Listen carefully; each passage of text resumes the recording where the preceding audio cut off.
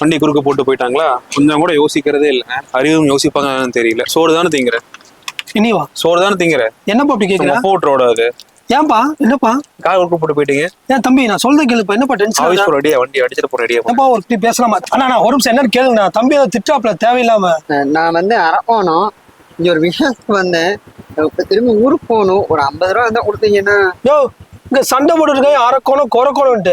யோ வேலையை பையன் போய் அடிச்சுட்டு வச்சிருப்பேன். இல்ல தம்பி, எல்லாம் இல்ல நல்ல பையன் அந்த பக்கம். இங்க வரப்பா தம்பி, கார் என்னோடது இல்லப்பா. ஏன்பா அப்படி சண்டை போடுற? கார் உங்களுது இல்லைங்க. இல்ல தம்பி, ஒரு சின்ன ஹெல்ப் மட்டும் பண்ணுங்க bro. வண்டி தள்ளி மட்டும் வைங்க, நான் அப்படியே எடுத்துக்கிறேன். என்ன ப்ரோ? கண்டிப்பா பண்றேன் ப்ரோ. வாங்க வாங்க அரக்கோணம் வா, ஹெல்ப் பண்ணு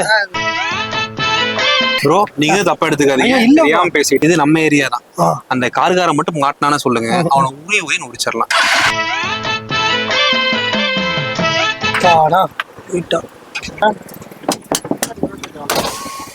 அரக்கோணம் போகணும்.